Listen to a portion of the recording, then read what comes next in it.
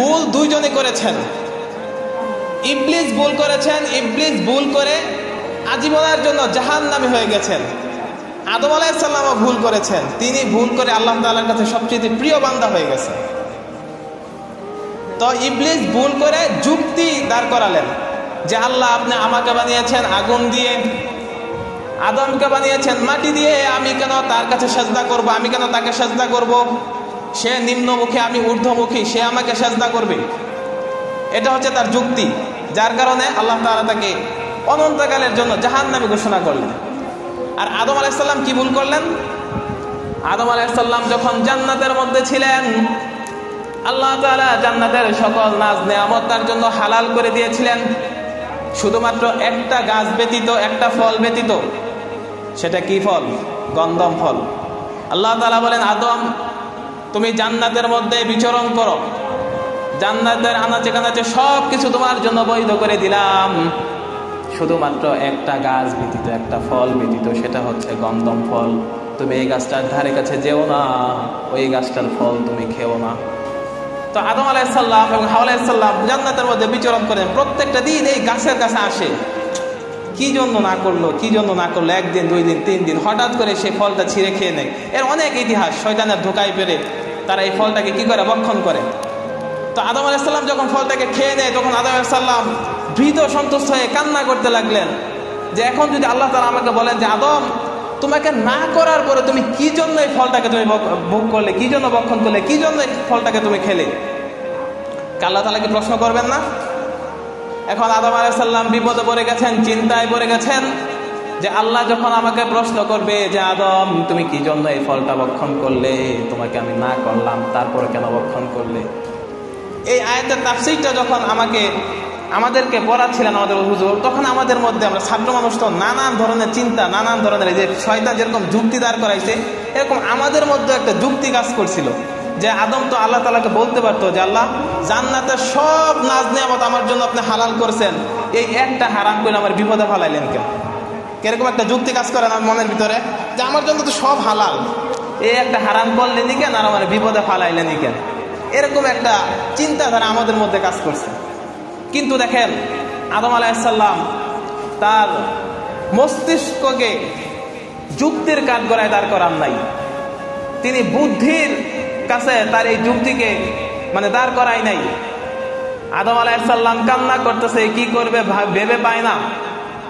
তখন তার জ্ঞান দিয়ে একটা জিনিস চিন্তা করলো যে মহান আল্লাহ তাআলা, মহান সৃষ্টিকর্তা, সমগ্র জাহানের সৃষ্টিকর্তা মহান আল্লাহ, ওনার কাছে যুক্তি খাটে না। তো আল্লাহ তাআলা যখন আদমকে জিজ্ঞাসা করছেন যে আদম তুমি এই গন্ধম গাছের ফল কি জন্য ভক্ষণ করলা, আদম আলাইহিস সালাম কোনো কথা না বলে চিৎকার দিয়ে বলেন, রব্বানা যালামনা আনফুসানা ওয়া ইল্লাম তাগফির লানা ওয়া তারহামনা লানাকুনান্না মিনাল খাসিরিন। সুবহানাল্লাহ। আদম আলাইহিস সালাম বলেন, রব্বানা যালামনা আনফুসানা, হে আমার রব, আমি আমার অন্তরের উপর জুলুম করেছি, আমি আমার নিজের উপর জুলুম করেছি। ওয়া ইল্লাম তাগফির লানা, এখন তুমি যদি আমাকে ক্ষমা না করো, তুমি যদি আমাকে কি না করো, ক্ষমা না করো। আদম আলাইহিস সালাম কি বলে? আদম আলাইহিস সালাম কিন্তু বলে নাই যে আল্লাহ আপনি আমাকে ক্ষমা করে দেন। আদম আলাইহিস সালাম দেখেন কি কথা বলেছেন যে ওয়া ইল্লাম তাগফির লানা, তুমি যদি আমাকে ক্ষমা না করো, ওয়া তারহামনা, এবং তুমি যদি আমারে দয়া না করো, যদি আগের মতো ভালো না বাসো, আগে যেরকম ভালোবাসতা ওই রকম ভালো না বাসো, ওয়া তারহামনা, যদি ওইরকম ভালো না বাসো, লানাকুনান্না মিনাল খাসিরিন, আল্লাহ আমি ক্ষতিগ্রস্ত হয়ে যাব। দেখেন ইবলিস যুক্তি খাটাইছে, খলাকতাহু মিন নার, আমাকে বানাইছেন কি দিয়ে? আগুন দিয়ে। ওয়া খলাকতাহু মিন তিন, আদমকে বানাইছেন কি দিয়ে?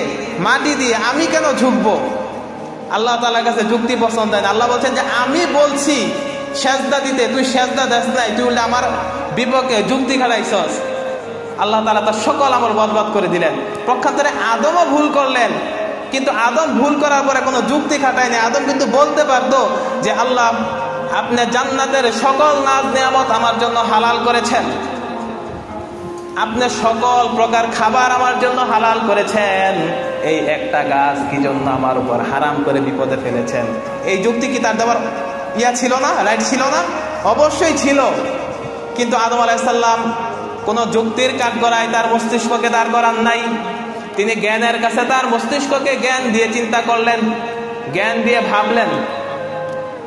আদম আলাইহিস সালাম বলেন, রব্বানা যালামনা আনফুসানা, যে হে আমার রব, আমি আমার নিজের প্রতি জুলুম করেছি, অন্যায় করেছি, অবিচার করেছি। ওয়া ইল্লাম তাগফির লানা, তুমি যদি ক্ষমা না করো, অর্থাৎ তুমি যদি ক্ষমা না করো, তোমার ক্ষমা করতে হবে। যদি তুমি ক্ষমা না করো, ওয়াতার হামনা, এবং আমাকে যদি তোমার রহম দিয়ে না ধরো, তোমাকে রহম দিয়ে যদি আমাকে না ঢেকে দাও, লানাকুনান্না মিনাল খাসিরিন, হেরম আমি ক্ষতিগ্রস্ত হয়ে যাব। যে এই যে এইভাবে আকুতি মিনতি করে বলছে, আল্লাহ তাআলার কাছে পছন্দ হয়ে গেছে কথাটা, যার কারণে আল্লাহ তাআলা কোরআনুল কারীমের মধ্যে এই আয়াতটাকে তুলে ধরেছেন। এবং আদম আলাইহিস সালামকে আল্লাহ তাআলা ভালোবেসে মহব্বত করে আল্লাহ তাআলার পয়গম্বর বানিয়ে দুনিয়ার মধ্যে প্রেরণ করে দিয়েছেন। বলি সুবহানাল্লাহ। আসসালামু আলাইকুম ওয়া রাহমাতুল্লাহি ওয়া বারাকাতুহু। ওয়া আলাইকুম আসসালাম। ইন্নাল হামদুলিল্লাহ والصلاة والسلام على من لا نبي بعده. أعوذ بالله من الشيطان الرجيم. بسم الله الرحمن الرحيم. عما يتساءلون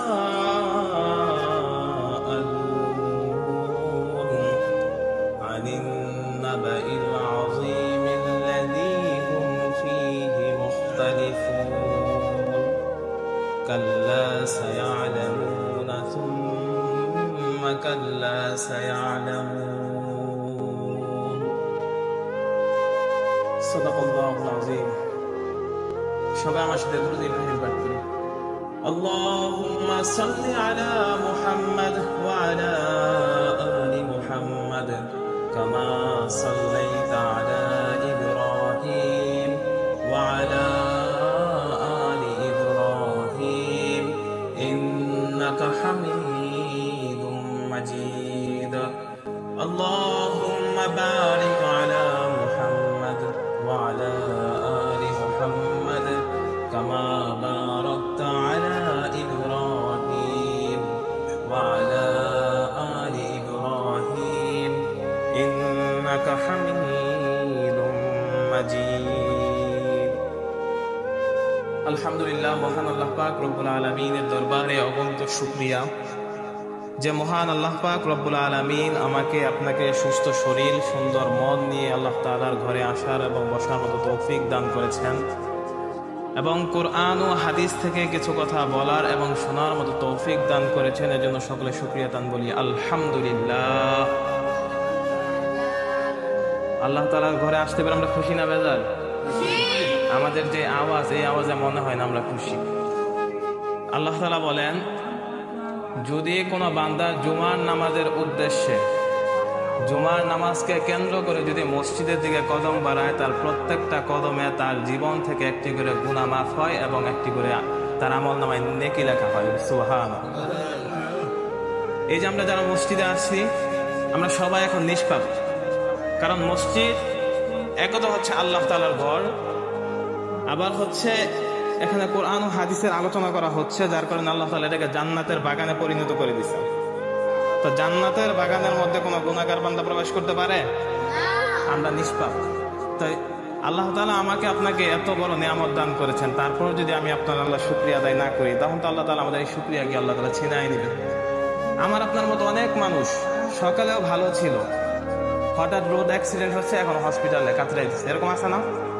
অনেক মানুষ আছে, আমি আপনার সুস্থ, আমার আপনার হাত পা ভালো আছে, কিন্তু অনেকে আছে যে এই অসুস্থতার কারণে যে বিছনার মধ্যে শুয়ে আছে, ঘরে বসে জুমার বয়ান ঠিকই শুনতেছে, কিন্তু মসজিদে আসার সক্ষমতা তার নাই। তা আল্লাহ তাআলা আমাকে আপনাকে সুস্থতা দান করেছেন, আল্লাহ তাআলার ঘরে আসার বসার মতো তৌফিক এনায়েত করেছেন। এজন্য আল্লাহ তাআলার শুকরিয়া বেশি থেকে বেশি করার দরকার আছে না নাই? আমরা সকলে আল্লাহ তাআলাকে খুশি করার জন্য মন থেকে দিল থেকে অন্তরস্থল থেকে সকলে কালিমাতুল শুকরিয়া আদায় করি, বলে আলহামদুলিল্লাহ। মুহতারাম হাজিরিন, আমি আপনাদের সামনে কুরআনুল কারীমের ৭৮ নম্বর সূরা সূরাতুন নাবা ৩০ নম্বর পারার এই সূরার থেকে ৫টি আয়াতে কালিমা আপনাদের সামনে পাঠ করেছি। আল্লাহ তাআলা যদি আমাকে তৌফিক দান করেন তাহলে এই ৫টি আয়াতের উপর তাফসীর করার চেষ্টা করব। আল্লাহ তাআলা যেন আমাকে সেই তৌফিক দান করেন, সকলে পড়ি আমিন। এখন আল্লাহ পাক রব্বুল আলামিন এই সূরার মধ্যে বলে দিয়েছেন কিয়ামতের কথা, পরলোকের কথা, আমার আপনার মৃত্যুর পরে যে একটা জীবন আছে সেই কথাটা আল্লাহ তাআলা এই সূরার মধ্যে তুলে ধরেছেন। আল্লাহর হাবিব সাল্লাল্লাহু আলাইহি ওয়াসাল্লাম বলেন, আমার উম্মতের মধ্যে কেউ যদি জীবন দশায় কিয়ামত দেখতে চায়, কেউ যদি জীবন দশায় পরকাল কেমন এটা দেখতে চায়, সে যেন কুরআনুল কারীমের মধ্যে থেকে সূরাতুন নাবা, সূরাতুত তাকবীর, সূরাতুল ইনফিতার আর সূরাতুন নাজিয়াত, এই 4টা সূরার তাফসীর যেন সে পড়ে। এই 4টা সূরার তাফসীর যদি কোনো উম্মত পড়ে তাহলে তার চোখের মধ্যে আল্লাহ তাআলা যেমন কিয়ামত এর স্পষ্ট নিদর্শন তার চোখের সামনে তুলে ধরবেন। সুবহানাল্লাহ। এই 4টি সূরা যদি আমি আপনি পড়ি, এই 4টি সূরার তাফসীর যদি আমি আপনি পড়ি, আমার আপনার সামনে যদি খুলে বসি, তাহলে আমি আপনি কিয়ামত লাইভ দেখতে পারবো।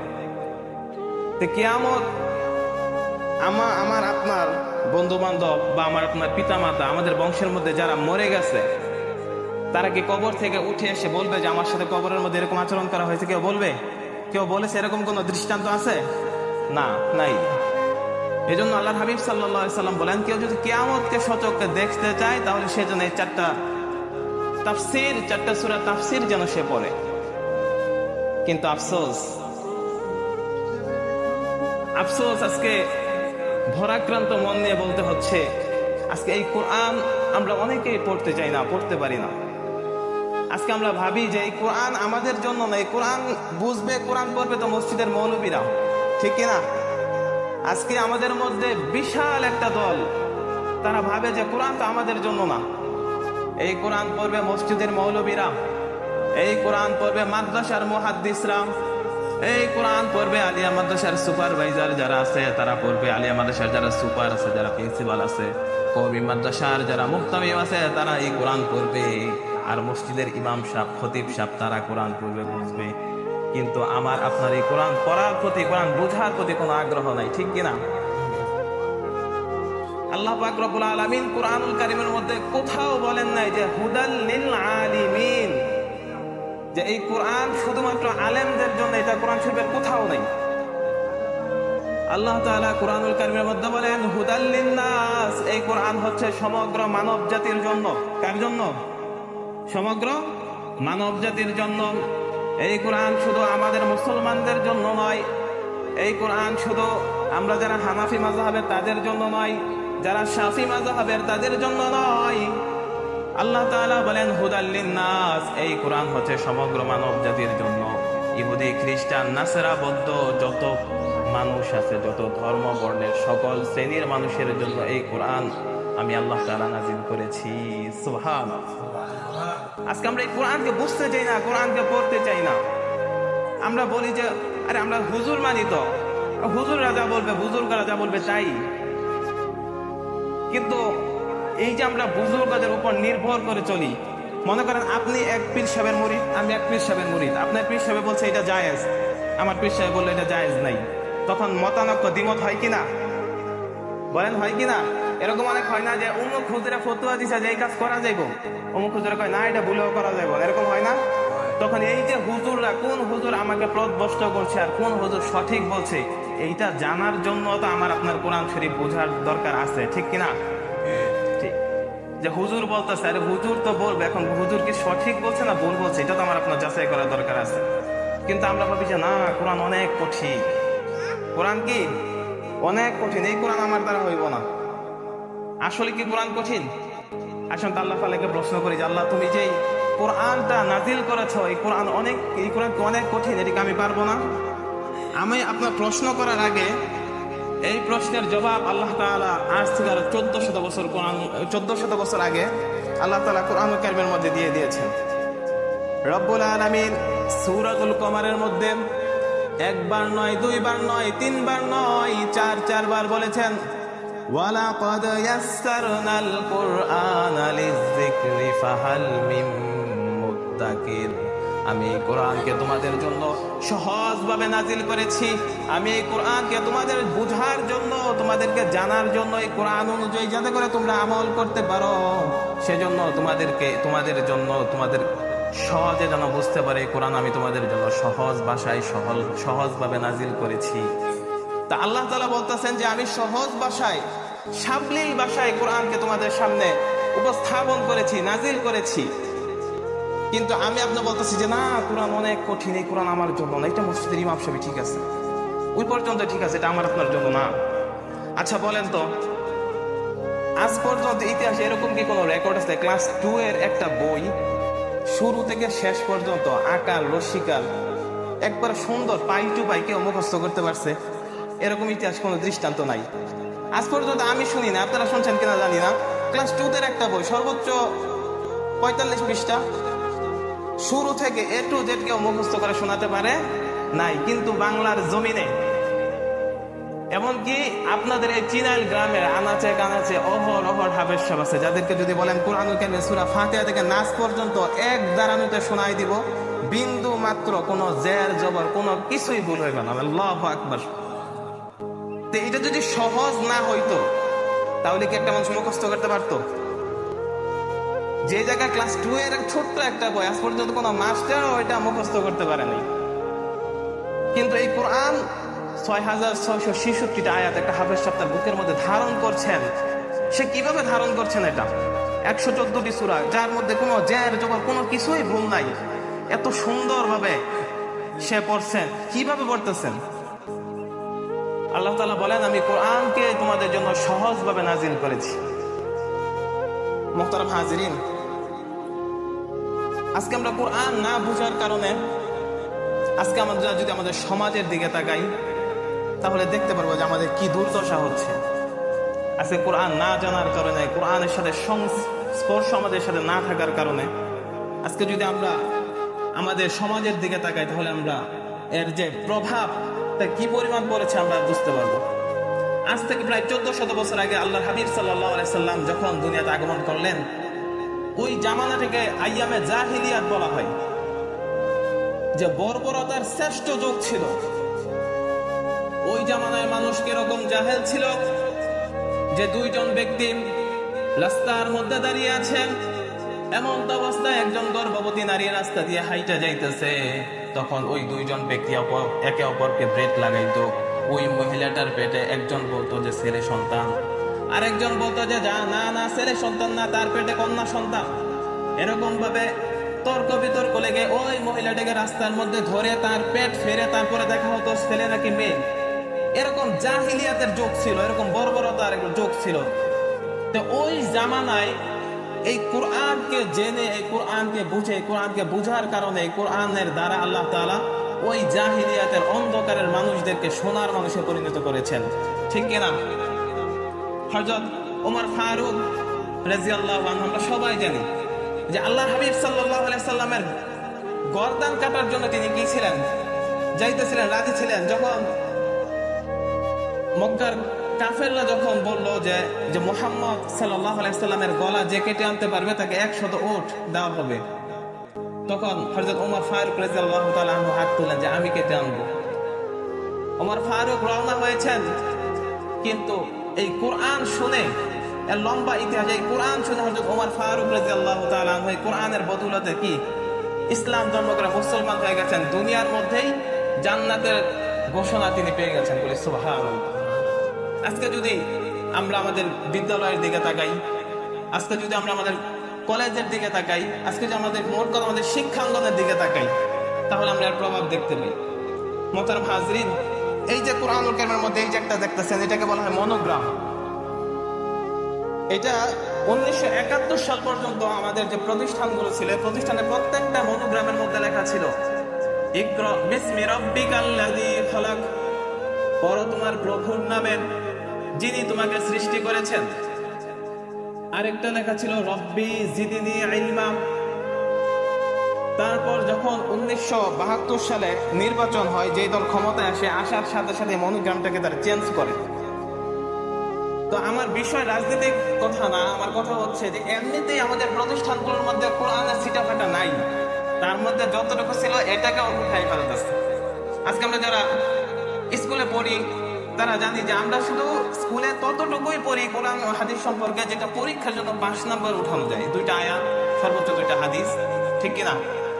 আমার আপনার স্কুলের মধ্যে বর্তমান এই অবস্থায়, এর থেকে বেশি না। মানে আমাদের স্কুল থেকে বর্তমান আমরা যদি আজকে পেপার পত্রিকা দেখি তাহলে দেখি যে কিশোর গ্যাং নামে গ্যাং বের হয়। ইউনিভার্সিটি থেকে চাঁদাবাজ, টেন্ডারবাজ এগুলো বের হয়, ঠিক কিনা? তো এটা কি জন্য বের হয়? এই কথা আল্লাহর হাবিব সাল্লাল্লাহু আলাইহি ওয়াসাল্লাম আজ থেকে 1500 বছর আগে আমাদেরকে বলে দিয়েছেন। তিরমিজি শরীফের হাদিস নং হচ্ছে 2913। আল্লাহর হাবিব সাল্লাল্লাহু আলাইহি ওয়াসাল্লাম বলেন, عن ابن عباس رضي الله تعالى عنه قال قال رسول الله صلى الله عليه وسلم إن الذي ليس في جوفه شيء من القرآن كالبيت الخبير। অর্থাৎ যার অন্তরের মধ্যে, যার স্মৃতির মধ্যে, যার স্মৃতিশক্তির মধ্যে কোরআনের কোনো জ্ঞান নাই, কি নাই? কোরআনের জ্ঞান নাই। যার মধ্যে কোরআনের জ্ঞান নাই তার সে ওই দেহটা হচ্ছে একটা বিরান ঘরের মতো। কিসের মতো? বিরান ঘরের মতো। বিরান ঘর চিনেন? বিরান ঘর হচ্ছে, মনে করেন আজ থেকে প্রায় 1-150 বছর আগে ইংরেজরা আপনাদের চীনের গ্রামের মধ্যে একটা প্রাসাদ করে গেল।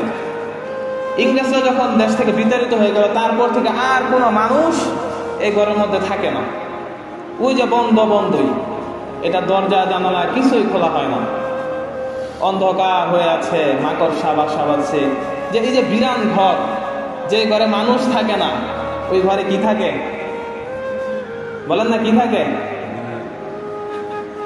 এটা অনেকের প্রশ্নের উত্তরে বলে যে হুজুর ওই ঘরে থাকে ভূত পেতনি প্রেতাত্মা, ওই ঘরে হুজুর রাত্রিরা নাচে, অমুকে শব্দ পাওয়া যায়, ঠিক কিনা? তা আপনারা শিওর থাকেন যে ভূত পেতনি প্রেতাত্মা বলতে কিছুই নাই। তো ওই ঘরের মধ্যে কি থাকে? বিরান ঘরের মধ্যে থাকে চামচিকা, ইঁদুর, তেলাপোকা, সাপ, বিচ্ছু, অর্থাৎ হিংস্র প্রাণী। যেখানে মানুষের আনাগোনা নাই, যে ঘরটাতে কোনো মানুষ বসবাস করে না, আস্তে আস্তে ওই ঘরটাকে হিংস্র প্রাণীরা দখল করে নেয়, সাপ, বিচ্ছু এরকম থাকে। তো যে প্রতিষ্ঠানের মধ্যে কোরআনের ছিটাফিটা নাই, ওই প্রতিষ্ঠান থেকে কি আল্লাহর ওলি বের হবে? ওই প্রতিষ্ঠান থেকে ভালো ছেলে মেয়ে বের হবে? এটাকে আশা করা যায়? যায় না। যার কারণে আমরা পেপার পত্রিকা খুললেই দেখি অমুক স্কুল থেকে কিশোর গ্যাং নামে একটা গ্যাং বের হয়েছে, যারা রাস্তাঘাটের মধ্যে ওপেনলি চাপাটি দিয়ে মানুষ দৌড়াইতেছে। কি দেখেন নাই? এই যে গত 1.5 মাস আগে মিরপুরের মধ্যে এরকম একটা ঘটনা ঘটছে, কিশোর গ্যাং। কি গ্যাং? কিশোর গ্যাং, উচ্চ বিদ্যালয়ের কিশোর গ্যাং। তারপর ওই জায়গা থেকে যখন কলেজে যায় বা ইউনিভার্সিটিতে যায়, তো যখন তার লেভেল আপ করে, সে হয়ে যায় টেন্ডারবাজ, বড় বড় কোম্পানিকে আটকায় যে চাঁদা না দিলে গাড়ি যাইব না, ঠিক কিনা? যদি ওই মানুষটার ভিতরে কোরআনের জ্ঞান থাকতো তাহলে কি সে এটা করতে পারতো? পারতো না। এই কোরআনের জ্ঞান না থাকার কারণে আজকে আমাদের মধ্যে দেখা যায় যে আমরা সমাজের মধ্যে বিয়ে করে আনি আমি, কিন্তু আমার বউকে নিয়ে পুরা মহল্লা মজা নেয়, ঠিক কিনা?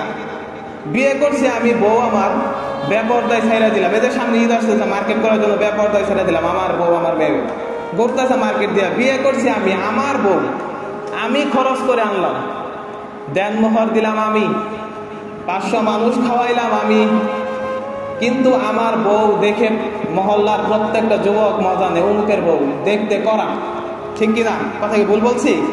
যদি কোরআনের জ্ঞান আমার আপনার ভিতরে থাকতো তাহলে আমার আপনার বউ বেপরদায় রাস্তাঘাটে বের হতে পারতো না। কথা বলেন, ঠিক কিনা? কোরআনের জ্ঞান না থাকার কারণে। সো এই কোরআন থেকে 5টি আয়াত সূরা কালিমা আপনাদের সামনে তেলাওয়াত করেছি, যে আয়াতে আল্লাহ তাআলা বলেন আম্মা ইয়াতাসাআলুন আনিন নাবাইল আযীম আল্লাযী হুম ফীহি মুখতালিফুন, যে আম্মা ইয়াতাসাআলুন, কোন বিষয়ে তারা জিজ্ঞাসাবাদ করে। এটা কাফেরদের কথা বলতেছে, কাফেররা পরস্পর একে অপরকে বলতেছে আনিন নাবাইল আযীম, আল্লাহ তাআলা বলতেছেন তারা কি সেই মহা সংবাদের বিষয়ে জিজ্ঞাসাবাদ করছে, আল্লাযী হুম ফীহি মুখতালিফুন, যেই সম্পর্কে তারা নিজেরা মতানৈক্যের মধ্যে ভুগছে। কাল্লা সায়ালামুন, কাল্লা কখনো নয়, সায়ালামুন অতি শীঘ্রই তারা জানতে পারবে। সুম্মা, আমি পুনরায় বলছি, কাল্লা কখনো নয়, সায়ালামুন অতি শীঘ্রই তারা জানতে পারবে। এটা হচ্ছে কোরআন শরীফের শাবলীল তরজমা। এখন আসেন তাফসীরের দিকে ঢুকি, যে আনিন নাবাইল আযীম এটা পরকালের কথা বলেছেন আল্লাহ তাআলা।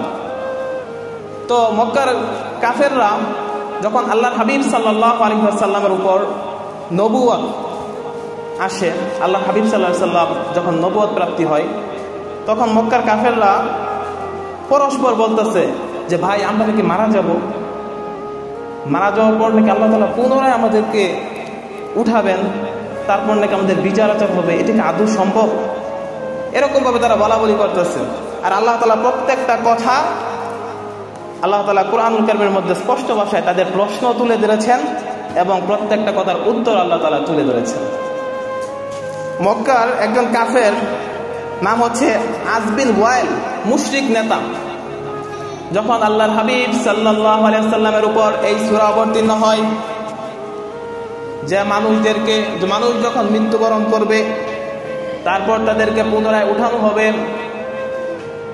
এই সূরা যখন, এই আয়াত যখন তাদের আল্লাহ রাসূল সাল্লাল্লাহু আলাইহি ওয়াসাল্লামের উপর নাজিল হয়, তখন মক্কার এক কাফের আস বিন ওয়াইল, মুশরিক নেতা, এক হাড় আল্লাহর হাবিব সাল্লাল্লাহু আলাইহি ওয়াসাল্লামের সামনে আনলো এবং হাড়টাকে গুঁড়া করলো।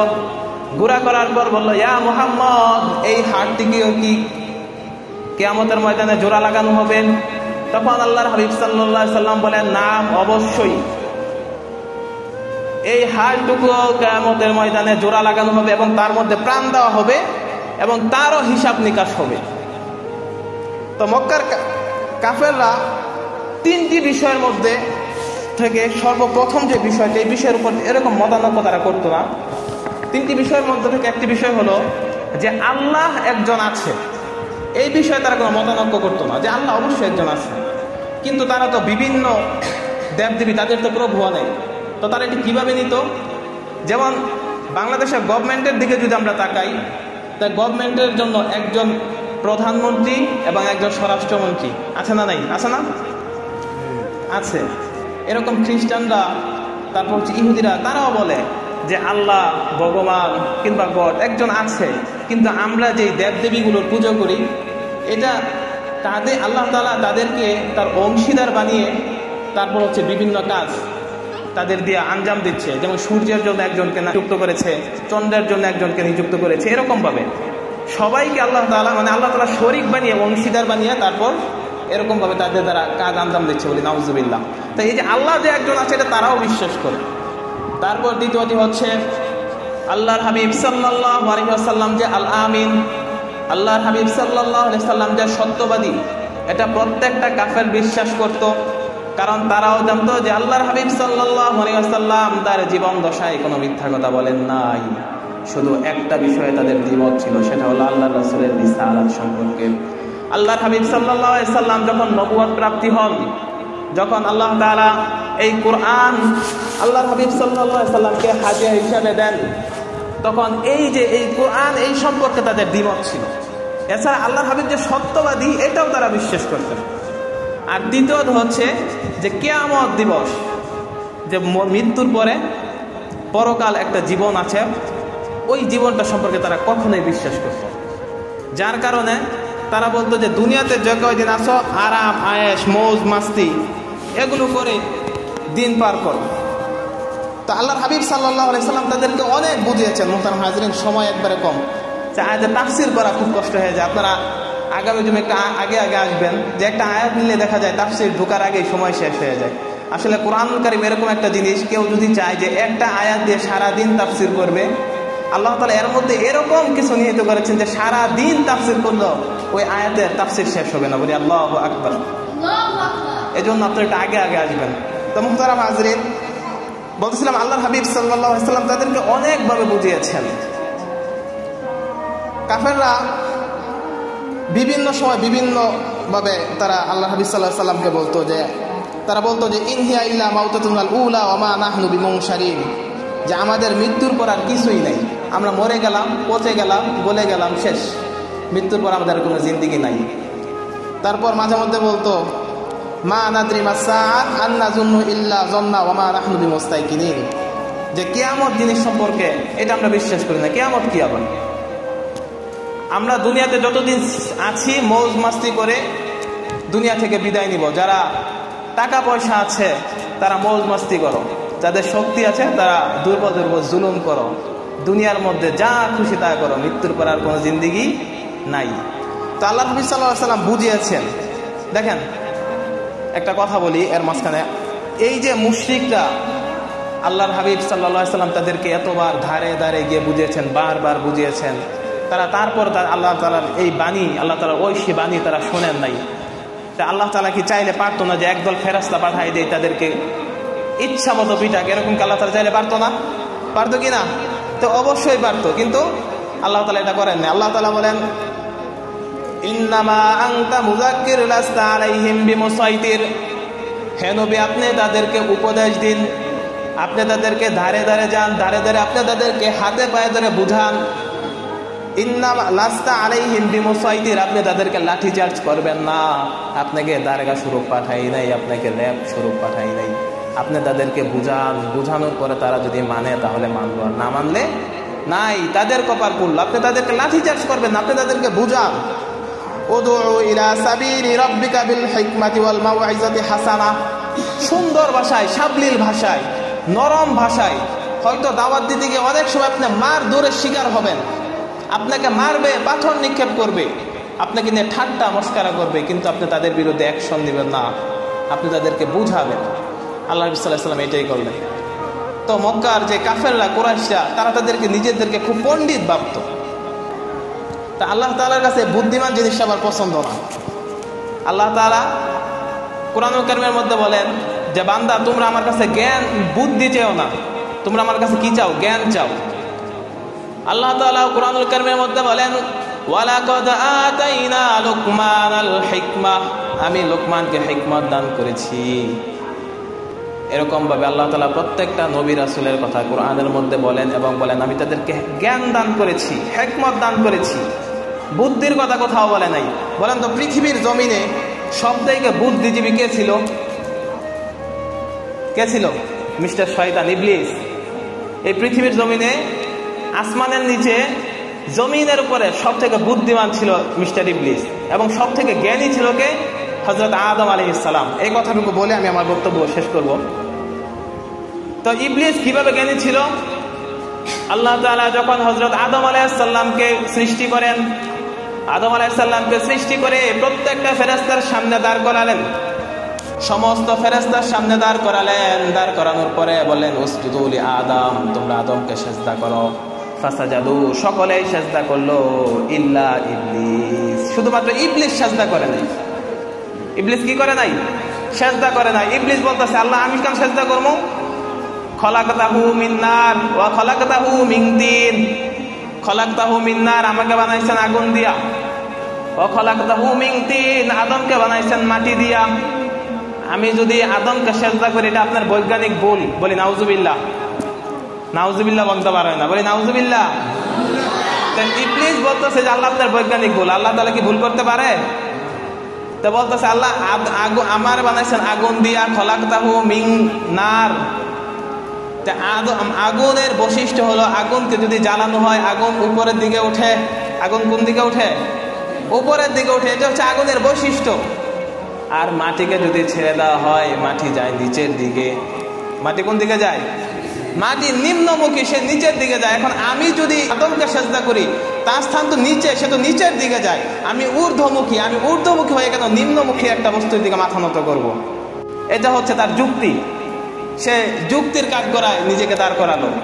এটা আল্লাহ তাআলার কাছে পছন্দ হলো না। আল্লাহ তাআলা বলেন, তোর সারা জীবনের যত আমল আছে সব বাদ, ইল্লা রাজি, সব ধ্বংস করে দিলাম। আল্লাহ তাআলা তাকে আজীবনের জন্য, অনন্তকালের জন্য তাকে জাহান্নামী ঘোষণা করেন। দেখেন, ভুল দুইজনে করেছেন। ইবলিস ভুল করেছেন, ইবলিস ভুল করে আজীবনের জন্য জাহান্নামী হয়ে গেছেন।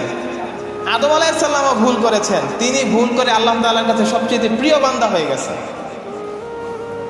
তো ইবলিস ভুল করে যুক্তি দাঁড় করালেন যে আল্লাহ আপনি আমাকে বানিয়েছেন আগুন দিয়ে, আদমকে বানিয়েছেন মাটি দিয়ে, আমি কেন তার কাছে সাজদা করব, আমি কেন তাকে সাজদা করব? সে নিম্নমুখী, আমি ঊর্ধ্বমুখী, সে আমাকে সাজদা করবে। এটা হচ্ছে তার যুক্তি, যার কারণে আল্লাহ তাআলা তাকে অনন্তকালের জন্য জাহান্নামী ঘোষণা করলেন। আর আদম আলাইহিস সালাম কি ভুল করলেন? আদম আলাইহিস সালাম যখন জান্নাতের মধ্যে ছিলেন, আল্লাহ তাআলা জান্নাতের সকল নাজ নেয়ামত তার জন্য হালাল করে দিয়েছিলেন, শুধুমাত্র একটা গাছ ব্যতীত, একটা ফল ব্যতীত। সেটা কি ফল? গন্ধম ফল। আল্লাহ তাআলা বলেন, আদম তুমি জান্নাতের মধ্যে বিচরণ করো, জান্নাতের আনাচে কানাচে সব কিছু তোমার জন্য বৈধ করে দিলাম, শুধুমাত্র একটা গাছ ব্যতীত, একটা ফল ব্যতীত, সেটা হচ্ছে গন্ধম ফল। তুমি এই গাছটার ধারে কাছে যেও না, ওই গাছটার ফল তুমি খেও না। তো আদম আলাইহিস সালাম এবং হাওয়া আলাইহিস সালাম জান্নাতের মধ্যে বিচরণ করেন, প্রত্যেকটা দিন এই গাছের কাছে আসে। কি জন্য না করলো, কি জন্য না করলো, একদিন, 2 দিন, 3 দিন, হঠাৎ করে সেই ফলটা ছিঁড়ে খেয়ে নেয়। এর অনেক ইতিহাস, শয়তানের ধোকায় পেরে তারা এই ফলটাকে কি করে, ভক্ষণ করে। তো আদম আলাইহিস সালাম যখন ফলটাকে খেয়ে নেয়, তখন আদম আলাইহিস সালাম ভীত সন্তুষ্ট হয়ে কান্না করতে লাগলেন যে এখন যদি আল্লাহ তাআলা আমাকে বলেন যে আদম তোমাকে না করার পরে তুমি কি জন্য এই ফলটাকে তুমি ভোগ করলে, কি জন্য ভক্ষণ করলে, কি জন্য এই ফলটাকে তুমি খেলে, আল্লাহ তাআলা কি প্রশ্ন করবেন না? এখন আদম আলাইহিস সালাম বিপদে পড়ে গেছেন, চিন্তায় পড়ে গেছেন যে আল্লাহ যখন আমাকে প্রশ্ন করবে যে আদম তুমি কি জন্য এই ফলটা ভক্ষণ করলে, তোমাকে আমি না করলাম তারপরে কেন ভক্ষণ করলে।